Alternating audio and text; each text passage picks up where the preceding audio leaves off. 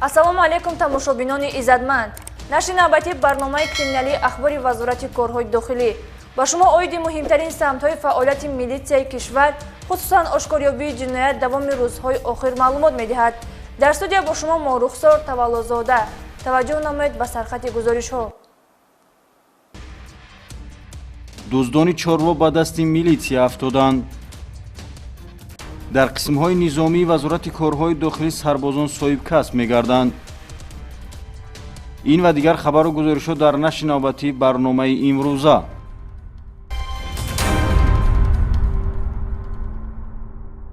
Кормандони милитсияи ноҳияи Ҷалолиддини Балхии вилояти Хатлон 2 нафар сокинони ноҳияи мазкур ва ноҳияи Қубодиёнро барои содир намудани ҷиноятҳои дуздӣ ва қаллобӣ боздошт намуданд. ҳамзамон 2 нафар сокинони ноҳияи Ёвон ки ба дуздии молу ашёҳои шаҳрвандон машғул буданд, онҳо низ боздошт гардиданд. тафсилоти ин ҷиноятҳо дар гузориши Офоқи Қодириён. дар рафти бурдани корҳои фаврию ҷустуҷӯӣ аз ҷониби кормандони шӯъбаи вазорати корҳои дохилӣ дар ноҳияи Ҷалолиддини Балхӣ дар асоси аризаҳои шаҳрвандон оиди дуздида шудани чорвоҳояшон ва ашёҳои рӯзгор, инчунин бо роҳи фириб ба бовари онҳо даромадани шахси ба онҳо номаълум ки аз мағозаҳояшон маводҳои хӯрокаро гирифта маблағашро то ба ҳол барнагардонидааст, 2 нафарро ҳамчун гумонбар дастгир намуданд. инҳо Тағой Бекзода Шоҳрӯххон, сокини ноҳияи Ҷалолиддини Балхӣ, соли таваллудаш 1993, пеш бо моддаи 244 кодекси ҷиноятии ҷумҳурии Тоҷикистон суд шудааст ва Имомалиев Мансурҷон, соли таваллудаш 1986, сокини ноҳияи Қубодиён, пеш 2 маротиба бо моддаи 244 кодекси ҷиноятии ҷумҳурии Тоҷикистон суд шудааст. Тағой Бекзода Шоҳрӯххон санаи 16 октябри соли ҷорӣ бо мақсади дуздӣ ба назди манзили истиқоматии шаҳрванд Салимов Амриддин, сокини ҷамоати деҳоти Ҳаливарди ноҳияи Ҷалолиддини Балхӣ рафта аз торикии шаб ва набудани одамон дар гирду атроф истифода менамояд ва яксар чорвои калони шохдори шаҳрванд Салимовро ки арзишаш 8000 сомонӣ мебошад, бо тариқи пинҳонӣ тасарруф намуда аз ҷои ҳодиса ғайб мезанад ки бо ин кирдораш ба ҷабр дида зарари калони молӣ мерасонад. пеш як бор суд шудам ба дуздӣ, бо такроран ҳамин кора кардам, як гова дизда фурӯхта ба манфиат шахсии худам истифода бурдам. дар рафти тафтишот муайян карда шуд ки Имомалиев Мансур бо роҳи фириб ба боварии соҳибкорон даромада ки гӯё тӯи арӯсии духтараш асту ба маводи хӯрока ниёз дорад, барои исботи гуфтаҳояш бо худ чанд адад либоси арӯсиро ба соҳибкорон ҳамчун гарав пешкаш менамояд ва аз мағозаҳои хӯроквории маводҳои хӯрока, аз мағозаҳои матоъфурӯшӣ бошад, матоъҳои занонаро бо арзиши аз 700 то 1000 сомонӣ гирифта бо ҳамин маблағҳоро барнамегардонад ва аз ҷои ҳодиса ғайб мезанад. инчунин аз автомашинаҳои шаҳрвандон рақамҳои қайди давлатиашонро дуздида онҳоро низ ҳамчун моли шахсияш дар мағозаҳо ба гарав мегузорад. Имомалиев дар 6 ҳолати мардумфиребӣ гумонбар дониста мешавад. ман ноҳияи Қабадиён омадам, ноҳияи Бархӣ омадам, ноҳияи Бархӣ омадамда мардума фириб карда чизоша гирифтам. як хилоша 400 сум, як хилоша 500 сум, як хилоша 700 сум, як хилоша 800 сум ҳамхел фириб кардам. инҳо мегӯянд ки мошини номери мана гуфта ду халтаи чиёша мегирифтам, чиснокоша бурда Қабадиён мефурӯхтам. хушбахтона кормандони милитсия дар як муддати кӯтоҳ гумонбаронро дастгир ва кирдорҳои ҷинояткоронаи онҳоро ошкор намуданд.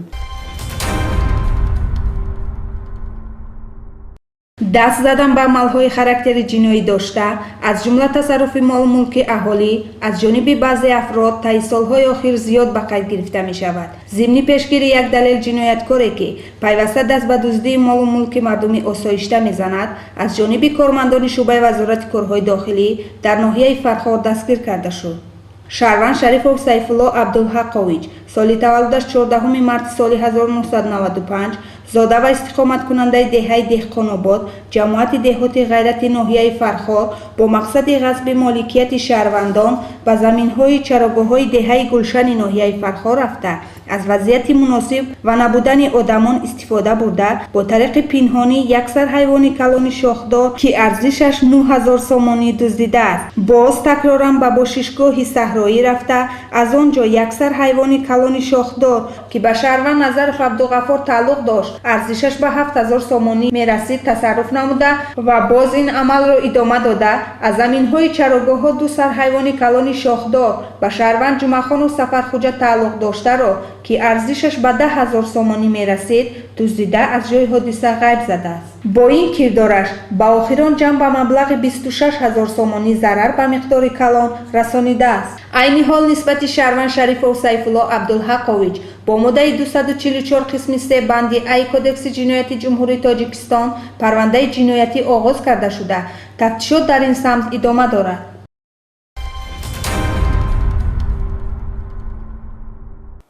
طبق سپارش حکومت مملکت در حدود کشور همساله معرکه آبادانی و کبودیزارکنی براه مانده شده. تمام کارخانه و مؤسسه‌ها و اهل جماعتچگی بهر باز هم زیبا و سرسبز گشتن کشورمان درختان سویافکن و میوه دهنده میشنانند. متاسفانه گاه‌ها برخلاف این اقدام نیک و آبادکارانه نفرانه یافت میشوند که به بریدن و نیست کردن درختان میوه دهنده و سویافکن دست میزنند. کارمندان ریاست اکولوژی و سیاحی وزارت کارهای داخلی جهت حفظ طبیعت دیار فعالیت شبانه روزی میبرند. هفته روان از جانب کارمندان ریاست مذکور در یکجایی با کارمندان کمیته حفظ محیط زیست نزد حکومت جمهوری تاجیکستان شهروند عبداللطیف عبدالستار سال تولدش 1977 استقامت کننده ناحیه رودکی بازداشت گردید که در دهه معرفتی ناحیه مذکور با بریدن درخت دولانه مشغول بود. هنگامی از نظرگذرانی موضع مذکور معلوم گردید که نامبرده بیش از 100 عدد درخت میوه دهنده دولانه را بریده و به هیزم تبدیل داده است. درختای دولانه را بریده، میوه‌دار را بریدم برای منفعت خودم. یک ماشینش 700 تومان فروختم.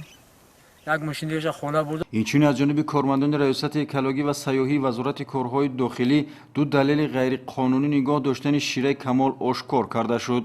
شهروند قربان و قربانعلی سال تولدش 1993 ساکن شهر ترسونزاده که بیش از 200 کیلوگرم شیره کمال را در منزل استقامتیش غیر قانونی نگاه می داشت دریافت و مصادره کرده شد.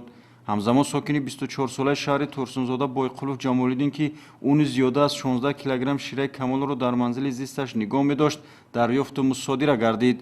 وابسته به حالت‌های مذکور موادهای ضروری ترتیب داده شده برای چاره‌جویی به مقامات دخلدار ارسال کرده شده است.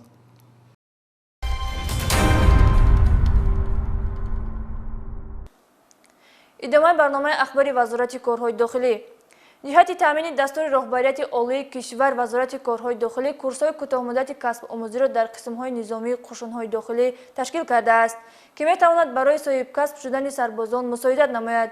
گزارش نوبتی در این خصوص آماده گردیده است. هیئت شخصی قشون‌های داخلی وزارت کارهای داخلی در صف پیش مبارزه بر ضد جنایتکاری و تأمین ولایت قانون قرار داشته برای حمایت این مرز و بوم همیشه آماده‌اند. خدمت در صف قشون‌های داخلی برای هر یک سرباز آن شرف و افتخار بزرگ است، زیرا آنها نه تنها قرض شهروندی خویش را به جا می‌آورند بلکه تکیه‌دار این وطن و مادر خود بوده در روند خدمت صاحب اختصاص و دلیر و شجاع به کمال می‌رسند.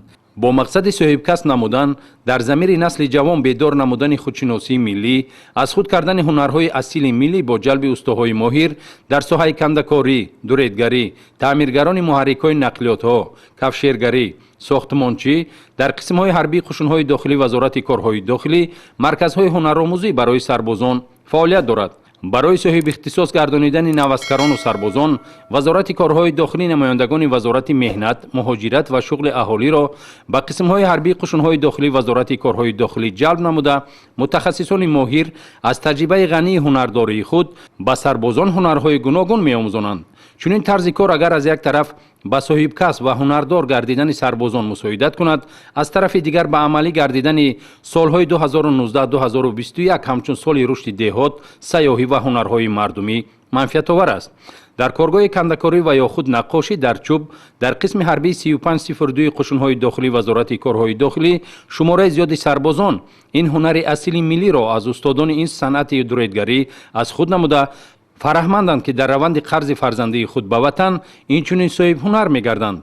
در پارک اتومبیلی قسم حربی مذکور آن تکنیک‌هایی که منسوب به خدمت افسران و سربازانند تعمیر نمودن نقلیات‌های گوناگون تمغه به خصوص محرک‌های آنها را خود سربازان انجام داده با باوری به استای ماهر بودن آنها میتوان سخن کرد. چنانچه قید گردید ба роҳ мондани омӯзиши ҳар гуна касбу ҳунарҳо дар қисмҳои ҳарбии қушунҳои дохилӣ вазорати корҳои дохилӣ ба ободии ҳудуди шаҳрчаҳои ҳарбӣ ва пешрафти хизмати сарбозон мусоидат мекунад. наворҳои манзуршаванда далели он аст ки сарбозон бо эътимоди хос ба асбобҳои барқии гуногуни кафшергарию бурранда метавонанд ҳама гуна амалҳоро мустақилона ва бо сифати баланд анҷом диҳанд.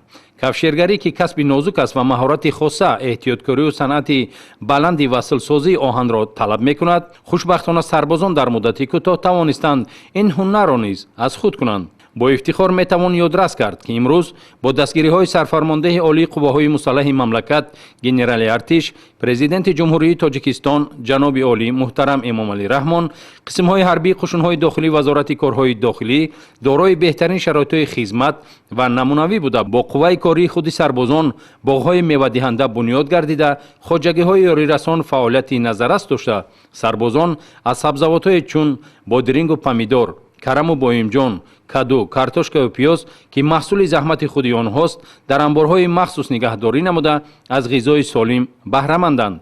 шумораи зиёди сарбозон пас аз омӯзиши курси ҳунарҳои ошпазӣ, сартарошӣ ва сохтмончӣ соҳиби шаҳодатномаи махсус гардида бо қаноату хушҳолӣ изҳори сипос мекарданд. он насле ки имрӯз синашон ба хизмати ҳарбӣ расидааст, набояд фаромӯш созанд ки хизмати ҳарбӣ қарзи виҷдону имон ва ҳимояи модар ватан буда ба камол расидани шахс ва ба танумандию соҳибкас шудани ҷавонон мусоидат мекунад. пас биёед бо садоқату дарки баланди ватандорӣ, бо кору амали шоистаи худ зодгоҳу диёр, муқаддасоти давлат ва соҳибистиқлолии худро азиз дониста аз ҳар гуна хатарҳои эҳтимолӣ кишварро ҳифз созем. این بود محتوای برنامه امروزه.